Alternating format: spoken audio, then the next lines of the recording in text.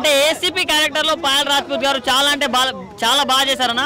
అంటే ఆమెని ఓన్లీ మనం అంటే చాలా రొమాంటిక్ గా చాలా కొన్ని వేరే యాంగిల్లో చూసాం, కానీ దీంతో ఆమె పర్ఫార్మెన్స్ ఏంటో చూపించేసిందని చెప్పుకోవచ్చు అన్న. ఫైట్స్ కూడా బాగున్నాయి అండ్ ఆమె పోలీస్ క్యారెక్టర్ లో ఆమె చేసిన అంటే ఆమెకి ఇచ్చిన ఎలివేషన్స్ మాత్రం నెక్స్ట్ లెవెల్ ఉంది. సూపర్ డూపర్ హిట్ మూవీ, అసలు సూపర్ గా ఉంది. ఫుల్ లెంత్ కూడా మన కథలో చూసుకుంటే రాక్షసుడు మూవీ ఎంత ఇంట్రెస్ట్ కలిగిందో ఈ సినిమా చూస్తుంటే కూడా ఫుల్ లెంత్ గా ఇంట్రెస్ట్ ఆ ఇంటెన్షన్ అయితే చాలా బాగుంది. సూపర్ అన్న సినిమా అయితే చాలా బాగుంది. బ్యాక్గ్రౌండ్ మ్యూజిక్ కానీ ప్రొడక్షన్ వాల్స్ కానీ ఆర్ఆర్ కానీ బీజం అయితే మామూలుగా లేదు. సూపర్ బాబా.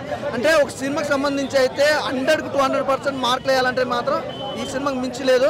సూపర్ చాలా బాగుంది. తన పాయల్ గారి క్యారెక్టర్ నాకు ఫుల్ లెంత్ బాగా నచ్చింది బ్రదర్. కఠిన క్యారెక్టర్స్ అనేది ఏంటంటే ఇంటెన్షన్ కలిగింది, కానీ పాయల్ గారు పోలీస్ ఆఫీసర్ గా హైలైట్ అన్న. మానస్ గారు అయితే సినిమా థియేటర్లో అల్లాడించేసిండు. ఫస్ట్ హాఫ్ మాత్రం మానస్ గారు యాక్టింగ్ మాత్రం నేను ఫిదా అయిపోయినా. పాయల్ రాజ్పూత్ గారు ఫస్ట్ మనం ప్రీవియస్ ఫిలిం చూసుకుంటే మూవీలో మాత్రం ఒక గర్ల్స్ ని ఎట్లయితే సేవ్ చేస్తారు ఏసీపీగా చేసారు. ఫైట్స్ చాలా బాగున్నాయి. ప్లస్ ఇంకోటి ఏదో పాయల్ రాజ్పూత్ గారు వీళ్ళు డిఫరెంట్ అవతారాల్లో చూస్తారు. ఫస్ట్ హాఫ్ విలన్ ఒకరైతే సెకండ్ హాఫ్ విలన్ ఇంకొకరు అన్నట్టు సినిమా సాగుతుంది. ఆ ఇంటర్వెల్ సీన్ అయితే మీరు ఎవరు ఊహించరు. ఎందుకంటే సినిమాలో సమాజాన్ని ఉద్దేశించి సమాజంలో ఏం జరుగుతుంది, అమ్మాయిలతో ఏం జరుగుతుంది, పోలీసులు ఏం చేస్తున్నారు, మర్డర్స్ ఎలా జరుగుతున్నాయి, సూసైడ్స్ ఎలా జరుగుతున్నాయి అనేది ఒక కాన్సెప్ట్తో, వేరే కాన్సెప్ట్తో ఒక సైకో కిల్లర్ ఏ విధంగా మర్డర్స్ చేసుకుంటూ వెళ్తాడనేది ఒక సినిమా కాన్సెప్ట్. హైలైట్ అంటే పాయలే.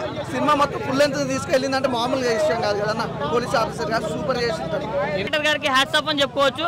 అండ్ బీజిఎం అన్న ఎవరు కొట్టారో కానీ కుక్ అని కొట్టినట్టు కొట్టిండు. అసలు ఫైట్స్ కి అండ్ బీజిఎం కి చాలా బాగా సెట్ అయింది.